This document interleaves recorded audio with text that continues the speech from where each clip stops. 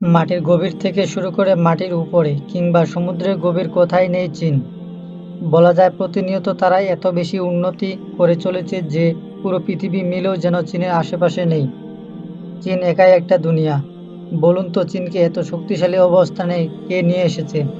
হ্যাঁ, এরকম দানব আকৃতির মেশিন যা পৃথিবীর অন্য আর কোথাও দেখা যায় না।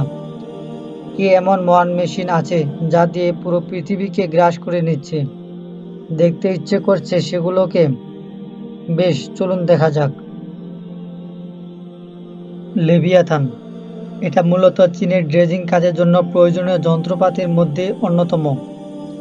কারণ এটার সাহায্যে সমুদ্রতল কিংবা নদীর তল থেকে ভারী ভারী যে কোনো কিছু খুব সহজে দ্রুত সরানো যায়।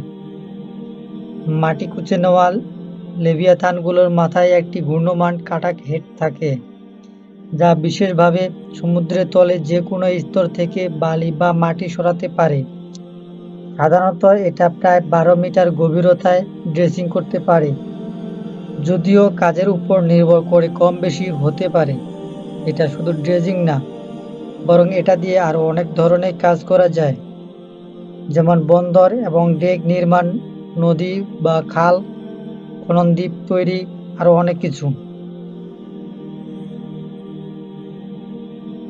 সেমি সাবমার্সিবল শিপ, পানিতে দৈত্যাকার মেশিনটি মূলত চীন দ্বারা পরিচালিত একটা দৈত্যাকার জাহাজ, তেল প্ল্যাটফর্ম জাহাজ এবং অন্যান্য বড় যন্ত্রের মতো বিশাল কাঠামো পরিবহনের কাজের জন্য ব্যবহার করা হয়। এই ধরনের ভারী কাজের জন্য একটি সামুদ্রিক দৈত্যাকার সাধারণত 3 বিশাল ক্রেন দিয়ে প্রস্তুত করা হয়েছে, যার প্রতিটা 3000 টন ওজন তুলতে পারে। এছাড়াও এটার অর্ধেক ডুবে যাওয়ার মতো ক্ষমতা আছে, অর্থাৎ আংশিকভাবে এর প্রধান ডেককে পানির নিচে ডুবিয়ে দিয়ে অতিরিক্ত কোনো সাহায্য ছাড়াই এটা লোড এবং আনলোড করতে পারে। আর এজন্য এটাকে চীনের অনেক বড় বড় প্রকল্পে ব্যবহার করা হয়।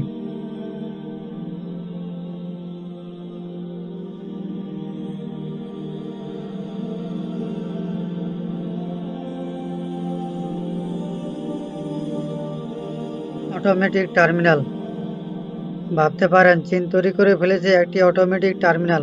বলা চলে এই টার্মিনালগুলো পরিচালনা করার জন্য কোনো মানুষের প্রয়োজন হয় না, যেখানে অন্যান্য দেশের টার্মিনালগুলো পরিচালনা করার জন্য হাজার হাজার লোকবলের প্রয়োজন হয়। আসলে চীনের মতো বিশ্বের সবচাইতে বেশি রপ্তানিকারক দেশের জন্য এমনই টার্মিনাল প্রয়োজন।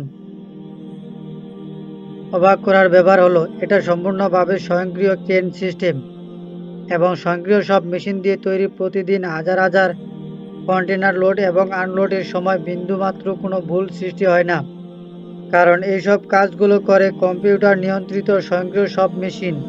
বছরে প্রায় 10 মিলিয়ন কন্টেনার লোড এবং আনলোড করতে পারে এই অটোমেটিক টার্মিনালটি। সুপার ক্রেন, জুমলাইন R272 বিশ্বের সবচাইতে বড় ক্রেন টাওয়ার হিসেবে এই ক্রেন 400 মিটার উচ্চতায় প্রায় 720 টনেরও বেশি ওজন তুলতে পারে। উদাহরণ হিসেবে বলা যায় এটা প্রায় 130 তলা বিশিষ্ট একটি বিল্ডিং। এর বেশি উচ্চতায় 500টা গাড়ি তুলতে পারে। তাছাড়াও এই ক্রেনের সব তাছাড়াও এই ক্রেনের সবচেয়ে আধুনিক সব প্রযুক্তি ব্যবহার করা হয়েছে। এটার অত্যাধুনিক নিয়ন্ত্রণ ব্যবস্থার কারণে সবচাইতে প্রতিকূল অবস্থার মধ্যেও এই ক্রেন সফলভাবে কঠিন এবং ঝুঁকিপূর্ণ কাজ সহজে করে ফেলে। তাছাড়া এই ক্রেনের নতুন এক ধরনের প্রযুক্তি ব্যবহার করা হয়েছে, যার নাম মোবাইল কাউন্টার টেকনোলজি, যা অনেক নিখুঁতভাবে নড়াচড়া করতে সাহায্য করে এবং অন্যান্য ক্রেনের তুলনায় 60 গুণ বেশি ওজন উত্তোলন করতে পারে। তাই যে কোনো বিশাল প্রজেক্ট বাস্তবায়নের এটার ব্যবহার সব থেকে সাশ্রয়ী হবে, তার নিঃসন্দেহে বলা যায়।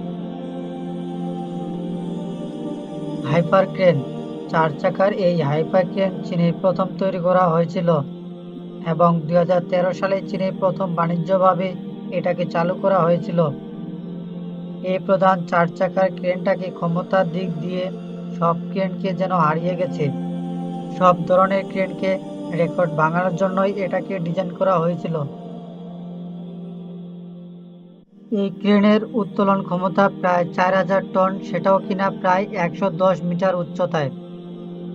এটাকে যেন সাধারণ কোনো ক্রেন বললে ভুলই হবে, কারণ এই ক্রেনের দুনিয়া যেন এক দৈত্য। তাছাড়াও এই ক্রেনে ব্যবহার করা হয়েছে 460 হর্স পাওয়ারের 3টি শক্তিশালী ইঞ্জিন, যা ইস্পাতে এই দৈত্যটাকে শক্তি যোগায়। যাই হোক, এক্সডিসির সবচাইতে অসামান্য দিকগুলোর মধ্যে অন্যতম হলো এর ডিজাইন। অত্যাধুনিক ডিজাইনের কারণে এটাকে সহজেই একত্রিত করা যায় আবার আলাদা করা যায়। টানেল বোরিং মেশিন, জার্মান ভাষায় এই মেশিনকে বলা হয় সিবিজেড। এটা মাটির নিচে যে কোনো অবকাঠামো নির্মাণ সব থেকে কঠিন চ্যালেঞ্জ মোকাবেলা করার সক্ষমতা বিশ্বব্যাপী খুব জনপ্রিয়। এই ধরনের কঠিন সব কাজের জন্য এই দানবীয় মেশিনগুলো বিশাল কাটিং হেড দিয়ে সাজানো হয়, যা এই মেশিনগুলোকে সুরক্ষিতভাবে নির্ভুলতার সাথে শক্ত মাটিকে ডিল করতে সাহায্য করে। এর বিশেষ ডিজাইনের জন্য এটা খুব দ্রুত সময়ের জন্য যে কোনো বড় বড় প্রকল্প খুব অল্প সময়ের মধ্যে শেষ করে ফেলতে পারে, যার কারণে এটা দিয়ে খুব সহজে মাটির নিচে যে কোনো জিনিস টেনে তোলা বা মাটি থেকে খনিজ তোলা যাই হোক না কেন সব সম্ভব। এটা প্রতিদিন প্রায় 8 থেকে 12 মিটার পর্যন্ত টানেল খুঁড়তে পারে। প্রচলিত সব টানেল বোরিং মেশিনের চেয়ে সিবিজেড মেশিন অনেক বেশ আলাদা, কারণ পরিবেশের উপর তেমন কোনো ক্ষতি প্রভাব পড়ে না। সাধারণত যেসব মেশিন দিয়ে টানেল খোঁড়া হয় সেগুলো প্রচুর পরিমাণে বিষাক্ত বর্জন তৈরি করে, সেখানে সিবিজেড মেশিন কোনো ধরনের বর্জনই তৈরি করে না, যা যা এই মেশিনকে পরিচ্ছন্নভাবে আরও সুনিয়ন্ত্রিতভাবে ফলনের জন্য একদম পারফেক্ট করে তোলে।